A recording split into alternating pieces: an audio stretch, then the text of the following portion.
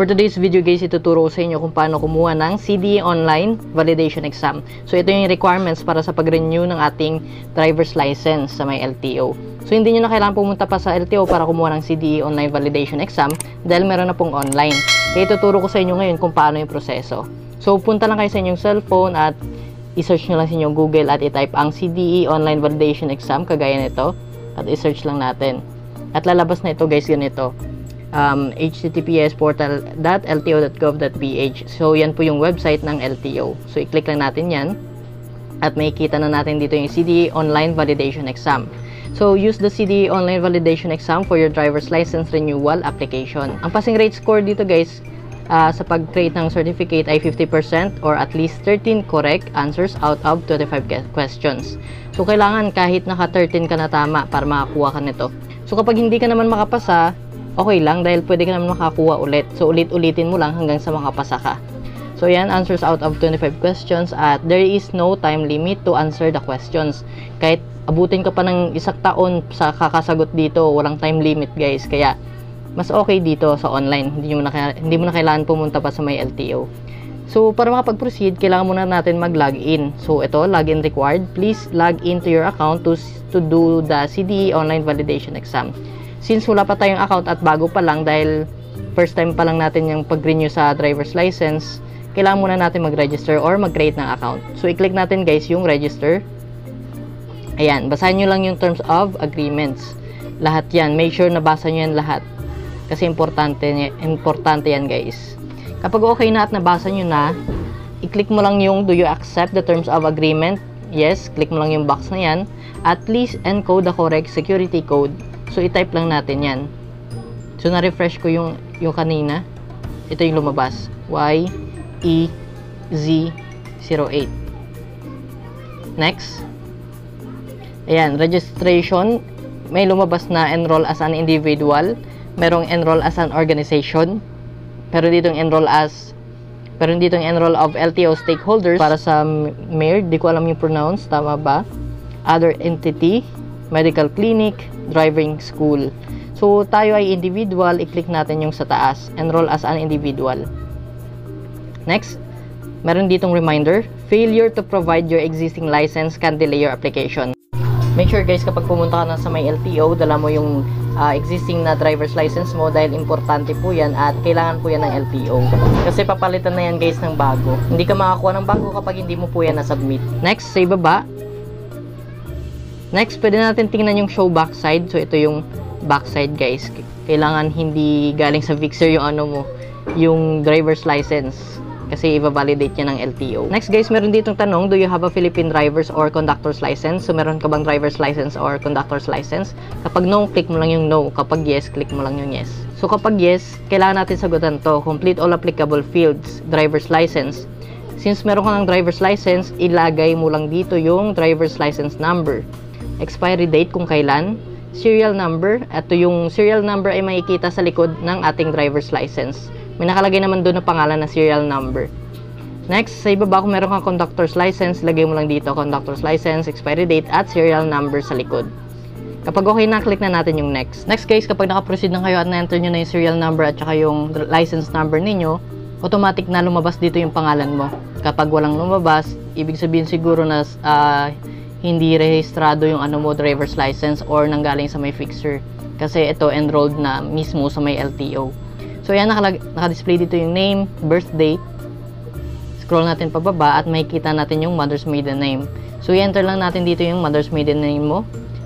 Pangalan ng mama mo nung dalaga siya. At saka yung middle name niya nung dalaga siya. So yun po yung ibig sabihin ng mother's maiden name. Kapag okay na at na-enter mo na, click na natin yung next.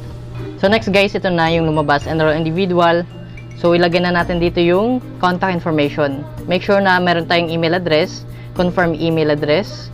Ilagay rin natin yung contact number natin at mobile number. So yung international area code +63, wag na natin baguhin yan kasi sa Philippines +63. Yung mobile number kahit anong network naman ilagay mo dito. Pero sa may email address, make sure na tama ang ilagay natin dito kasi kapag okay na at nakapag-exam na tayo dito online, yung result ng ating exam kapag pasado, mag-i-email sa atin, i-download na lang po yun natin at ipiprint at yun yung ipapakita natin sa may LTO.